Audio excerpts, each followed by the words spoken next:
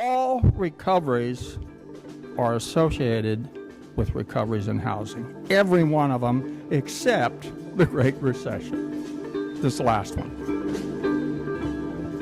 Well, it's my pleasure to introduce my esteemed co-worker and co-author, Steve Gjerstad. And Steve and I have been, we started about 5 years ago following the Great Recession. We were determined to understand what this was all about. And we looked at the last 14 recessions. That's back through the Great Depression. And it's housing, together with mortgage markets. That's what really surprised us. And I'm going to, now, we're doing a book for Cambridge University Press, and, you know, we're getting close to the finish line. The stuff Steve's going to talk about is new stuff that's not in the book yet. We have that chapter yet to write. And but I want to give you a little thumbnail sketch of kind of what we've been doing, and I'll only try to eat too much into Steve's time. But the most single thing you can say about crises like the Great Recession and the Depression is that they are balance sheet crises. The reason why monetary policy doesn't work is because there's too many entities, banks and households, in negative equity. They're paying down debt. They're hunkering down, okay, in protection mode. And the flows of spending do not behave the same. And for the same reason, fiscal policy doesn't work. Okay, I had 60 years ago, I sat in Alvin Hansen's class at Harvard. He taught the macroeconomics, and he said, well, you know, in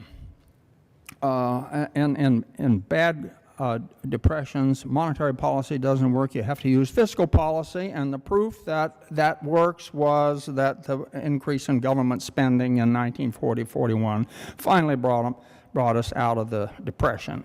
I'll tell you what's wrong with that.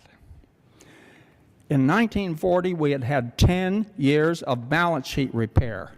Lots of bankruptcies, lots of failures. The Homeowners Loan Corporation had bought about 1 million mortgages and reissued them, marked them to market.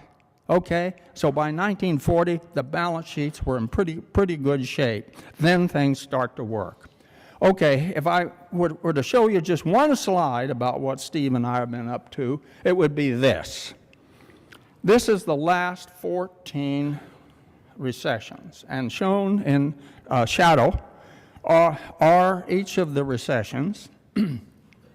Notice that the Great Recession, this is housing expenditures as a percentage of GDP.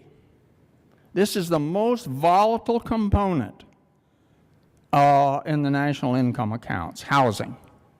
It's very volatile. And you see that in this chart. Now, the Great Recession, you'll notice that housing expenditures fall for I can't see over there, but I think it falls for 8 straight quarters before the recession begins. You might say, well, isn't that a lot of lead time? What are the policymakers doing? Why aren't they doing something about it? I'll tell you the problem. Suppose you were aware of it and you moved to stop it. Then you would be blamed for the crash. You see, and so that is the conundrum that we face. And now look back here in the Depression, and you'll see why it is that it's the same old, same old. Steve and I argue that the Great Depression was essentially a housing mortgage market balance sheet crunch. And the details are in the book. It's not proven. The data are much better and more compelling in the Great Recession than they are to the Depression. If we only succeed in getting economic historians to completely re-examine the Depression, we will have, I feel we would have succeeded. Notice here, though, that housing almost always leads the declines. There's a couple of spectacular false positives. Both of them had to do with war spending, the Korean War and the Vietnam War. All recoveries are associated with recoveries in housing. Every one of them except the Great Recession. This last one is the only one, if you want to call this one a recovery. Okay? This chart shows you the total value in trillions of dollars of all housing in the United States, okay? All the entire stock of homes. And then down here at the bottom, you'll see debt. And in between is equity. That's the value of all homes minus the outstanding mortgage debt against them. This is a spectacular balance sheet crunch. This is what notice that you have debt going up somewhat less than proportionally to the value of all homes, and not necessarily going in price. You're building more. Okay, that's just total value. To some extent, particularly since 1997, of course, there was a lot of price increases, but a flood of new homes coming in. That investment flattened in 2006 and started down. Notice that debt, the bottom, continues to rise. And today we've got 22% homeowners still in negative equity. They're not in a mood to spend. And you see the crunch then is on that equity. And, and notice here that in 1997, total home equity was about a little over $6 trillion. Okay. Yes, a little over $6 trillion. It fell below that. Finally, in 2012, we've risen above that. 15 years for home equity to get back to it where it was in 1997. Now, the smaller recessions, here's 4 of them. You'll notice these are the same charts of value, debt, and equity. The crunch is far smaller. And in all of those cases, the Federal Reserve did not lose control of housing stimulation through lowering interest rates. Of course, one of the reasons why it was pumped up in the first place was because of Fed policy. There's kind of Steve and I identify what you might call a Fed policy housing mortgage market cycle, okay, and it's pretty regular. Okay, I'm going to turn it over to Steve. Steve's a great guy to work with. He's a bulldog on data, and it's been a tremendous pleasure now for 5 years, and we're not finished, but we're going to finish the book, but we're not finished thinking. Thank you, Vernon. Okay. Thanks. Thank you. Well, thank you, and I'd also like to thank David Knott and Amy Pelletier for the invitation to come and present to this audience. It's a real privilege. It's also been a great privilege to work with Vernon for these past 5 years. He's so incisive with the questions and always keeping the research on track. So it's been a lot of fun. What I'm going to talk about is, Vernon's described for you the origins of the problem. We all kind of know that the problem came out of the housing market. There was an attempt to stimulate our way out of a persistent recession in 2001.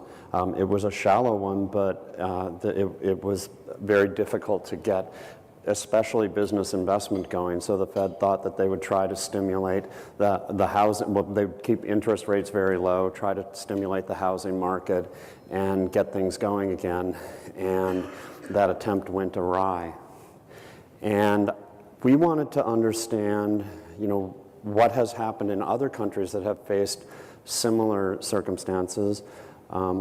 So last night, Nick Gillespie mentioned that there have been a number of these instances in other countries, and we want to examine those and see what he actually mentioned the work by Carmen Reinhardt and Ken Rogoff, and they've gone through and looked at about 20 of these instances, but they've looked at them cross-sectionally. We want to look at them in terms of the sequence of events, the time series, and try to get some ideas about causality, what's moving first and what's moving later. They're just looking at things like, we find that deep recessions are associated with deep declines in housing prices, but we'd like to know if they precede or follow, if they're a cause or a consequence of the deep downturn. They also look at the buildup of government debt that typically follows one of these deep downturns. We want to know where that's coming from. And it turns out to be pretty simple. You get one of these deep downturns, and there's about a 50% increase typically, about 50% of the increase in government deficits is coming from increased expenditures. A lot of them are just so-called automatic stabilizers kicking in. And then there's about half of the increase in deficits is coming from reduced tax revenues. And, so it's a consequence of the downturn, not a cause. And so when we look at the sequence of events, we can start to put together at least a qualitative model. We don't have an analytical model like some of the macroeconomists have, but we also kind of know that those analytical models aren't very good.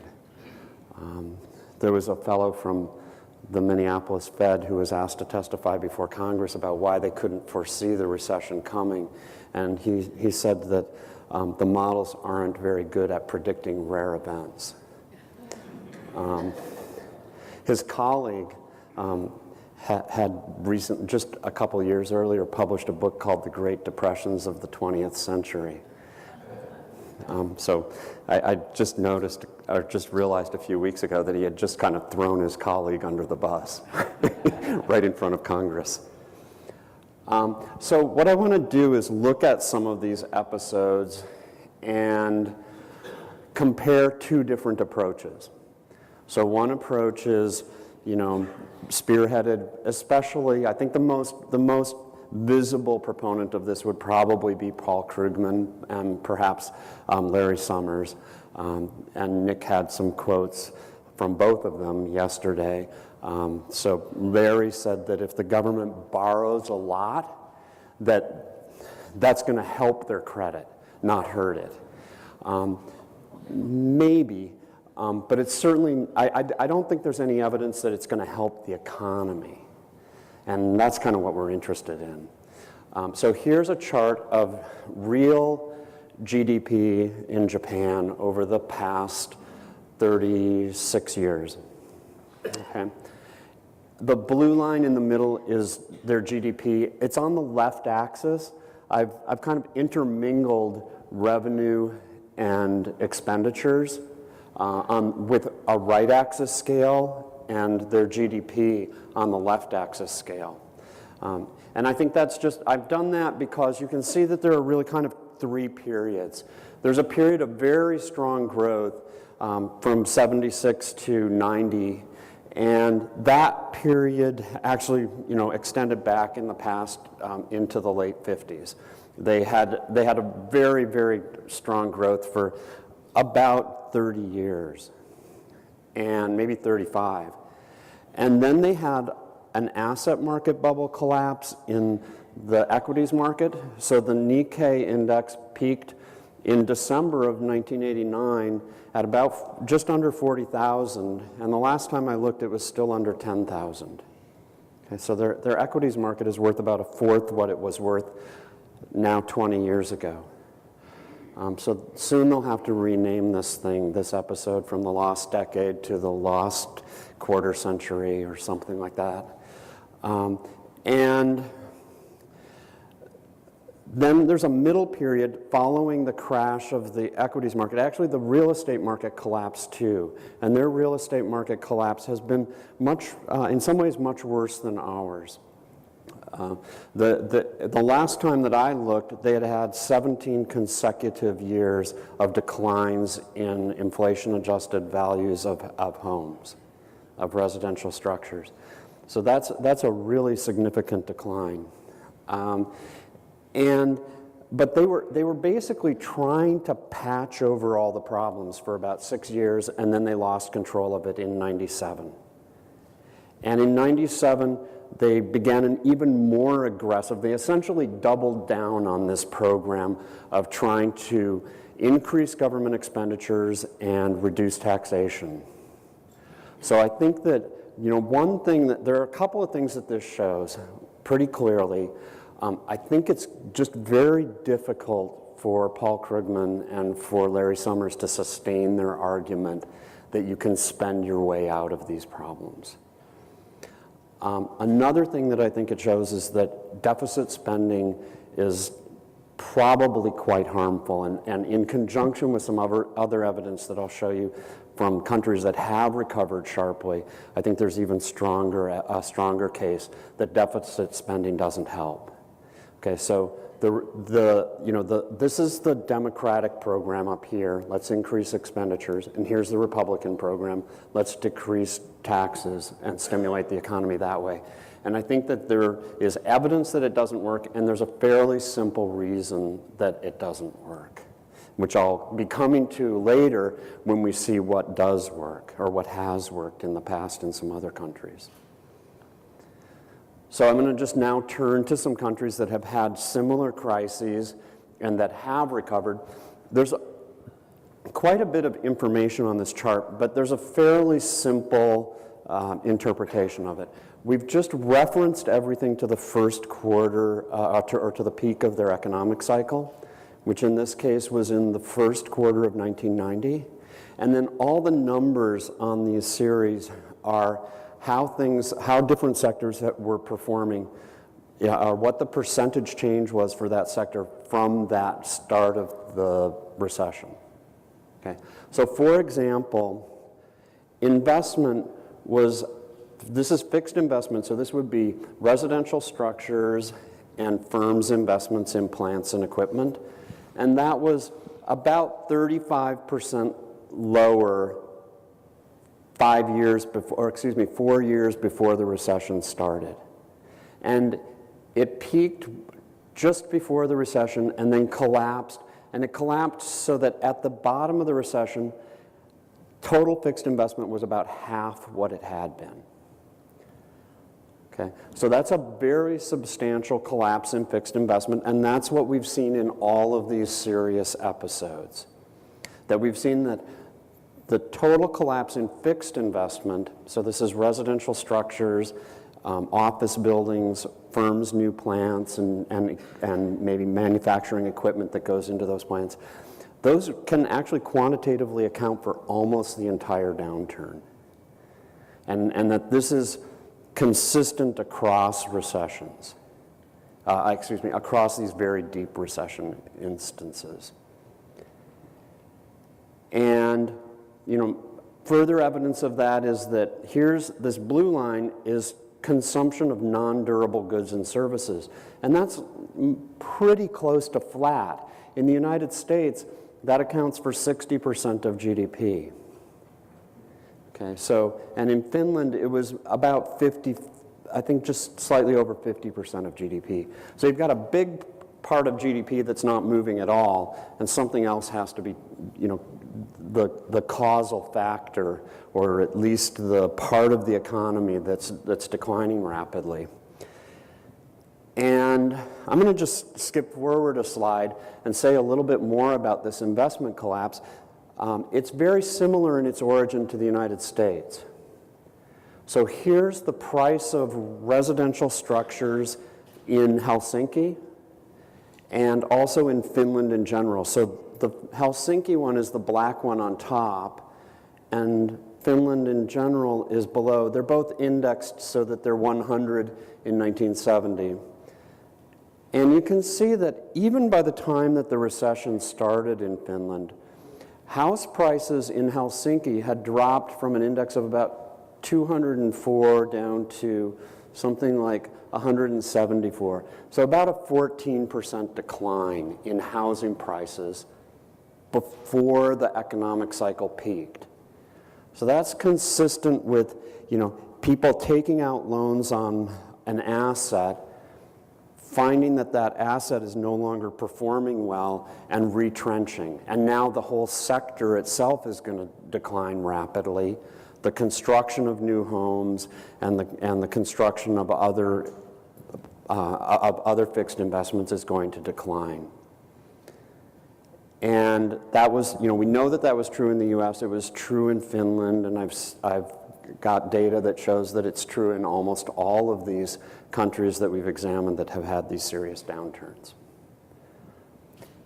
So going back now and looking at this, we see they had a very sharp decline in total GDP. It was about 12.6%. That's the red curve, or the red series.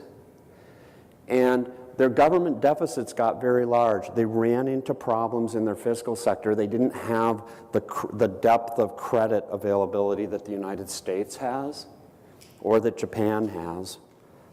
And they were forced into a retrenchment. You can see that before they even started to emerge from the depth of their depression, they had a sharp reduction in government expenditures. That's the black curve here. And it persisted for quite some time. It was really quite a long time before it even came back to the level that it had been when it peaked in the middle of the Depression. So that's more evidence that you don't need a fiscal stimulus in order to, or so-called stimulus. It's even a misnomer from my perspective. It doesn't help the economy, but it's not needed because we've seen a strong recovery in Finland. I mean, you can see that these growth rates were good, and they've remained good. Their economy is more than 50% bigger than it was when their depression started in 1990. The total size of the Finnish economy has increased over 50%. The total size of the Japanese economy over that period has increased by 8%. So that's, I think, fairly strong evidence that this isn't a helpful response.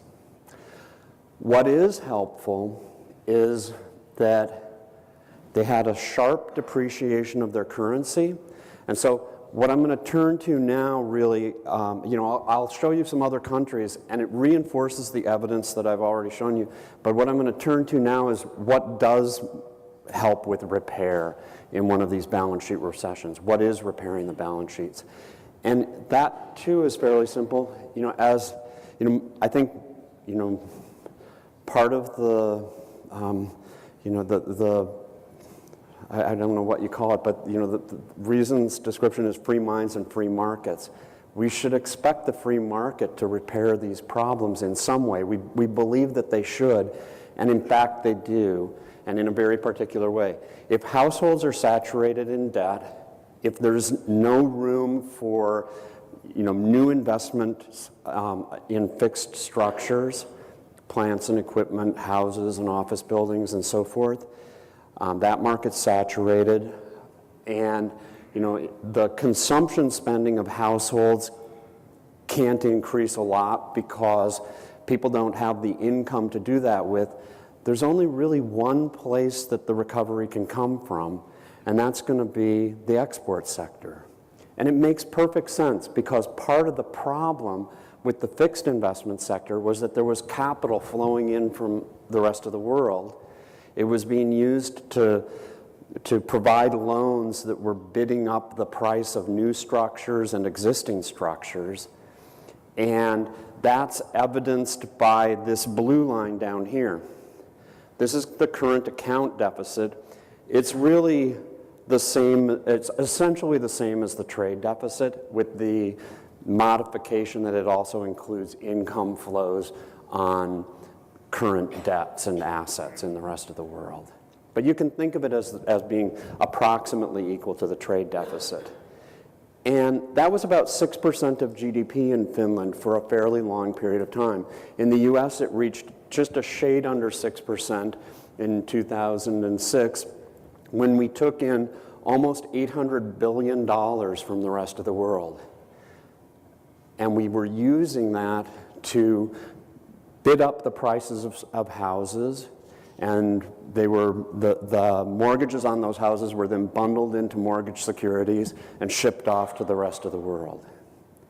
Okay, so we were accepting large capital inflows, and that's been a typical part of these downturns. So what do they have to do in that circumstance? They've got to start repaying that debt. And the way you repay it is that you export more than you import. Then you're going to be earning all this money from exports, and that can be used to pay down the existing debts and to build up assets. A lot of the discussion that goes on about what we need in order to recover, I think, is kind of all backward, because people will talk about how we want to build confidence, and then we're going to attract foreign investment. We don't want foreign investment. We want to be investors in the rest of the world now, because we've been in a situation of having the rest of the world invest in us for about a quarter century. And we have an accumulated amount of debts that we need to repay. So what happened in Finland is that they went from a 6% current account deficit to a 6% surplus, and very quickly. That is reflected in the exports. You can also see where part of the nervousness is coming from in the rest of the world, because as a percentage of GDP, and even in absolute terms, Finnish exports, this red line right here, were declining. But that's going to be what they need to repay all of the capital investments that have been made by the rest of the world. Their imports were about flat, and their exports were declining.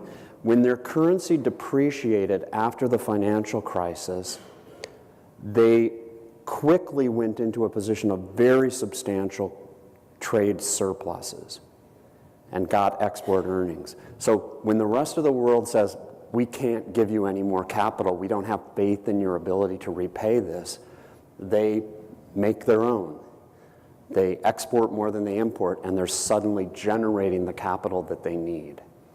And in fact, what we typically see is a real spike in the exchange, or this is a collapse of their exchange rate when this graph goes up, because it's actually worth me taking a moment to describe why this is inverted. In about the middle of '91, they could take 5 of their Finnish marka and buy a basket of European currencies, but 2 years later, they need to take 7 of their marka to buy those. So the value of the marka has fallen. But when the value of the marka falls, it's a lot, their exports are much more attractive to everyone else. It costs less for them to buy them, and imports from the rest of the world become more expensive to them. So they, there's actually not a decline in imports, but there's a rapid surge in exports. We're looking now into the dynamics of this recovery process, and we have a lot of evidence that we're putting together that the increase in imports after a sharp depreciation is typical, but that it's coming from components that are a part of the exports. So their imports of consumer items tend to fall, but they tend to increase their exports, their imports of components of production that go into exports.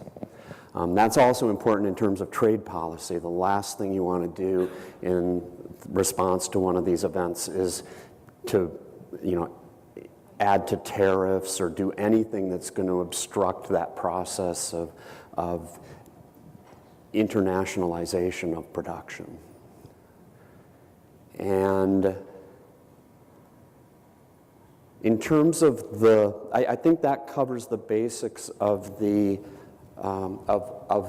export surge. And I'm just going to say one more thing here about their fiscal retrenchment, and that is that it was very sizable. They cut within 2 years from the bottom of their depression, they cut their total expenditures by 5%, and within 7 years they cut them by almost 16% of GDP. This isn't 5% of their total government expenditures, it's 5% of GDP, and 16% within 7 years. So for us, that would be about a $300 billion a year reduction year after year. And that should be the target. When people were talking, you know, even the Republicans were talking about expenditure reductions, and they said, we want to cut expenditures by $1 trillion in 10 years. They need to do a lot more than that if they want to be on the track that these other countries have followed. Okay, so I think that the goal has been set a bit too low. And you know, in terms of what happens to the export sector, I'm just going to run through briefly a simple example of it. So imagine that you have a Finnish forest products firm, and this firm produces lumber that it sends to the United States. The market was 4 market to the dollar in 1992, and it quickly depreciated to 6 market to the dollar. So if they had $1 million of exports to the United States, they would get 4 million marka back for that. Almost all of their costs are incurred in Finland, and say that those were 3.6 million marka. They've got about a 10% profit margin, and they earn 400,000 marka. After it depreciates to 6 marka to the dollar, they get 6 million marka for those same exports. And their cost structure isn't affected at all if you know, it's mostly, you know, mills that are operating in Finland with power from Finnish rivers, and they're shipping it on trucks that they have in Finland, bringing them to the port and so forth. So all their costs remain in Finland, and now they've got a margin of 2.4 million marka. It's a pretty substantial increase, about a 6-fold increase in their profit margins. And we've already seen a couple slides back that many of these countries have about doubled their quantity of exports. So their profit margins go up substantially, and their quantity of exports go up substantially. So that's the source of the recovery, that's the engine of the recovery, and that's how depreciation works. Economists have talked about these things as twin crises. In fact, Carmen Reinhardt and Graciela Kaminsky did this, and they said that, you know, you frequently find a financial crisis coupled with a currency crisis. It's a crisis for people who have taken on large amounts of foreign debt to build office buildings and to take out big mortgages on homes. It's an opportunity for people who are engaged in productive activities. And I think it should be viewed that way. I think that by viewing the currency decline as a negative for people who have large accumulated debts in investments that are unsound, that's basically kind of backward looking. They're looking at protecting bad investments in the past. If they just let the currency go, then they're going to be, you know, looking at a way to progress. Steve, show the Thailand. Yeah, so as soon as the Thai baht collapsed, then their exports surged. You can see they actually went from about 40% of GDP to about 64% of GDP. And that happened in 3 quarters, 9 months. You know, so something's going on. And in fact, you know, you can see the kinds of places where it's going on. Here's the Thai stock index, which peaked in 1994, collapsed, and the collapse only accelerated during the financial crisis. But here's one export-oriented firm and what happened to them. One of the things that we've seen, and actually in terms of an investment strategy that's very helpful, is that it takes the market a while to recognize this. They start to see the performance of these export-oriented countries, and then the prices of the stocks get bid up. But when you look at what has happened to the revenues of the countries, those increase very rapidly. I'll give you another example from Iceland. And here's a company, Merrill Food Systems. They build processing equipment that goes on large ships for fish harvesting and processing. And their revenues quadrupled. Actually, you can see 2008 is the crisis year, and their revenues doubled by 2010. I've been very careful to take out acquisitions. So they fortunately acquired a firm and then divested that same firm. And so this is on the basis of the same operations. Their revenues doubled between 2008 and 2010, and look at what happened to their profits. You know, their profit margins went from under 3 to over 9%, and that persisted because of the depreciation. So there's a real opportunity, and what we'd really like to do is, instead of, you know, grubbing around and trying to find a few examples, sort of systematize this with somebody who, or with a firm that is, you know, has the access to these data and can work on this problem.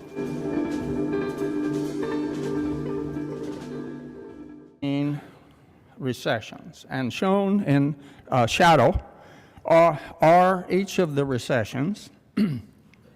Notice that the Great Recession, this is housing expenditures as a percentage of GDP. This is the most volatile component in the national income accounts, housing. It's very volatile. And you see that in this chart. Now, the Great Recession, you'll notice that housing expenditures fall for I can't see over there, but I think it falls for 8 straight quarters before the recession begins. You might say, well, isn't that a lot of lead time? What are the policymakers doing? Why aren't they doing something about it? I'll tell you the problem. Suppose you were aware of it and you moved to stop it. Then you would be blamed for the crash. You see, and so that is the conundrum that we face. And now look back here in the Depression, and you'll see why it is that it's the same old, same old.